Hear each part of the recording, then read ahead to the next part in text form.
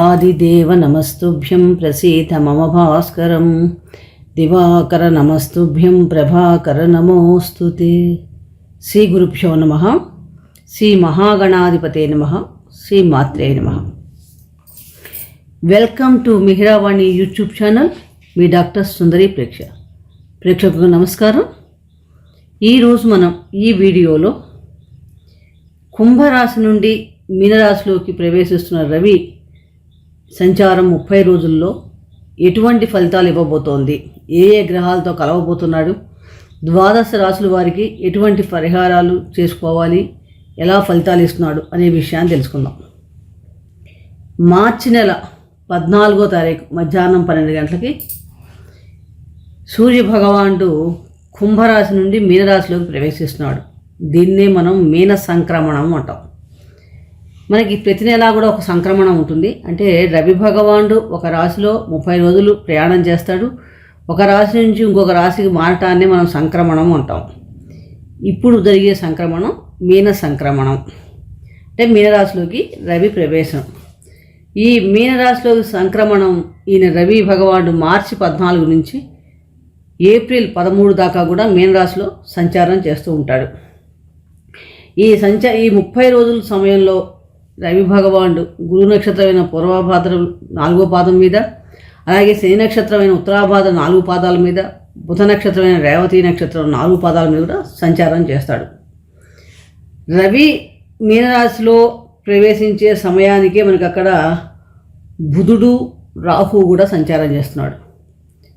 రాహు మాసం అంతా కూడా మీనరాశిలో సంచారం చేస్తాడు. బుధుడు 25 దాకా కూడా మీనరాశిలో సంచారం చేస్తున్నాడు. ఈ సమయంలో ఈ రవి భగవానుడు బుధ రాహులతో కూడా ఈ సంచార సమయంలో సంయోగం చెందబోతున్నాడు. జ్యోతిష్ శాస్త్ర ప్రకారం మనం చూసినప్పుడు రవి అంటేనే గ్రహరాజు, సూర్యుడు. ఆరోగ్యం భాస్కరాదిచ్చేజ్ అని మనందరికీ తెలుసు.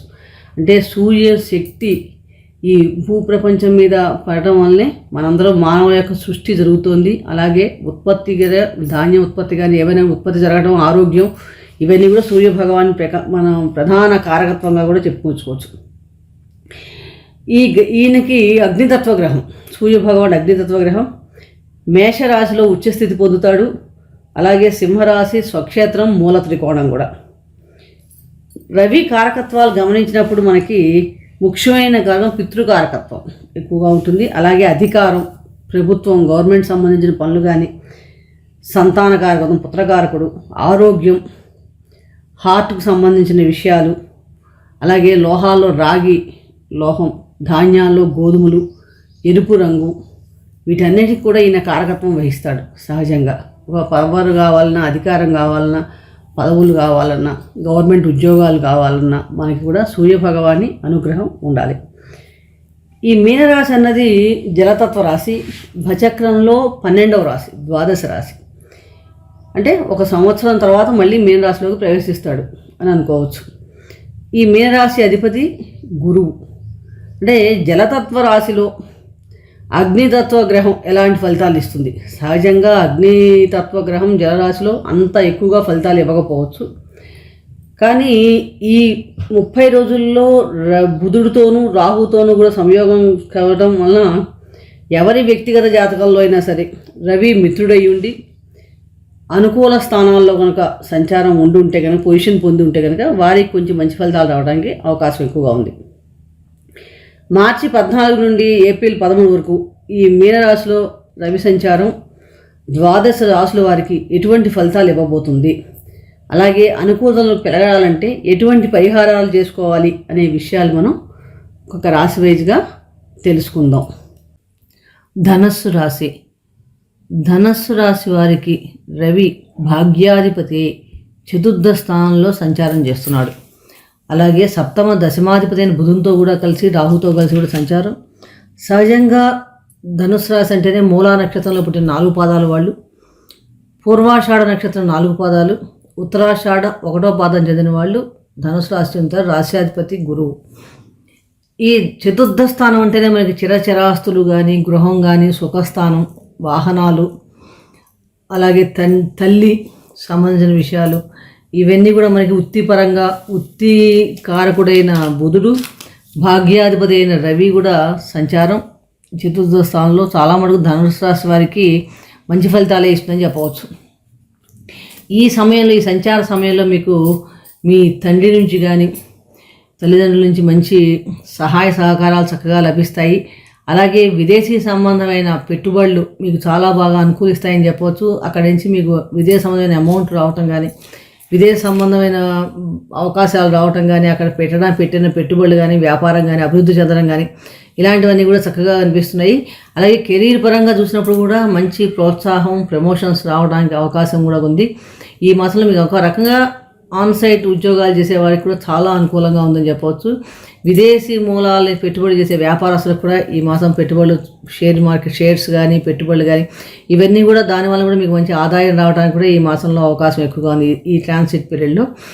అలాగే మీ జీవిత భాగస్వామితో కానీ, వ్యాపార సంబంధమైన భాగస్వాములతో కానీ మంచి అనుబంధం పెరుగుతుంది. ఈ సమయంలో ఆరోగ్యపరంగా కూడా చాలా మటుకు మంచి ఆరోగ్యంగానే కలిగి ఉంటారని చెప్పవచ్చు.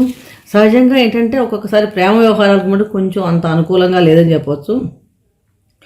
అంటే విదేశాలకు వెళ్ళడం వల్ల గృహానికి కొంచెం దూరంగా ఉండే పరిస్థితి, అలాంటి అవకాశం ఉంది. అకాల భోజనాలు కూడా ఒక్కోసారి సూచిస్తున్నాయి.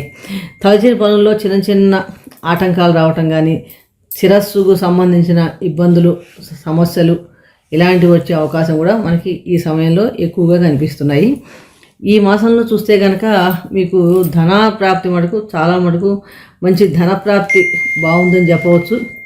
వృత్తిపరంగా చూసినప్పుడు మటుకు మంచి కమ్యూనికేషన్ స్కిల్స్ బాగా డెవలప్ అవుతాయి. మీ నెట్వర్క్ కూడా ఈ మాసంలో మంచిగా పెరుగుతుందని చెప్పవచ్చు. అంటే మీ ఫ్రెండ్స్ సర్కిల్ కానీ, మీ చుట్టుపక్కల వ్యాపార సర్కిల్ కానీ ఏ విధంగా పెరగడం వలన, దానివల్ల ప్రయాణాలు చేయడం వలన లాభం రావడం కానీ, విదేశాలకు పెట్టుబడులు పెట్టడం వల్ల కానీ, నెట్వర్క్ పెరగడం వల్ల కానీ ధనాదాయ స్థాయిలు చక్కగా పెరుగుతాయని చెప్పవచ్చు. కాబట్టి మీ సామర్థ్యానికి అనుగుణంగా ఈ సమయంలో మీకు మంచి అవకాశాలు వస్తాయి. వాటిని మీరు చక్కగా సద్వినియోగం చేసుకుంటే కనుక చాలా మంచి ఫలితాలు పొందడానికి అవకాశం ఎక్కువగా ఉంది. చాలా మటుకు సమస్యలు పరిష్కారం అవడానికి అవకాశం ఎక్కువగా ఉంది. అలాగే చుట్టుపక్కల వాళ్ళు, బంధువులు సహాయ సహకారాలు మీకు మంచిగా ఈ సమయంలో లభిస్తాయి. మానసికంగా కొంచెం ఒక రకమైన తృప్తిని కూడా పొందే అవకాశం కూడా ఎక్కువగా ఉంది. ముఖ్యంగా ఏంటంటే ఒత్తిడి కానీ, చిన్న చిన్న ఆరోగ్యం, ఊహాగానం ఇలాంటివి తగ్గించుకుంటే చాలా మంచిది. మొత్తం మీద ఈ మీనరాశిలో రవి సంచార సమయం చాలా మటుకు ధనుస్సు రాశి వారికి అనుకూలమైన ఫలితాలే ఇస్తున్న దాంట్లో ఎటువంటి సందేహము లేదు. కాబట్టి ఈ వచ్చిన అవకాశాలు సద్వినియోగం చేసుకోండి. విదేశీ ప్రయత్నాలకు వెళ్ళాలని ప్రయత్నం చేసే వాళ్ళు కూడా చక్కగా ప్రయత్నం చేసుకోవచ్చు. ఉద్యోగస్తులు కానీ, విద్యార్థులు కానీ ఎవరైనా సరే చాలా మటుకు కెరీర్ పరంగా వెళ్ళాలి ట్రై చేద్దాం అనుకున్న వాళ్ళు కూడా ట్రై చేస్తే కనుక మీకు అవకాశాలు మెరుగుపడటానికి అవకాశం ఎక్కువగా ఉంది. మరింత అనుకూలమైన ఫలితాలు కలగాలంటే మీరు ప్రతిరోజు కూడా సూర్య అష్టకం పారాయణ చేయటం, అలాగే గురువు ఆరాధన, గురు మంత్రాన్ని జపించడం వల్ల కూడా చాలా మంచి ఫలితాలు కలుగుతాయి. కృష్ణాష్టకాన్ని వీలైన సార్లు పఠించండి. ఉత్తమమైన ఫలితాలు పొందడానికి అవకాశం ఎక్కువగా ఉంది. మరొక రాశి గురించి మరొక వీడియో తెలుసుకునే ప్రయత్నం చేద్దాం. ఈ వీడియో మీకు నచ్చినట్టయితే లైక్ చేయండి, షేర్ చేయండి. సబ్స్క్రైబ్ చేసుకోకపోతే సబ్స్క్రైబ్ చేసుకోండి. రాబోయే వీడియోలో క్రోధీనామ సంవత్సర ఫలితాలు తెలుసుకునే ప్రయత్నం చేద్దాం. సర్వే జనా సుఖినో భవంతు. శుభం భూయాత్.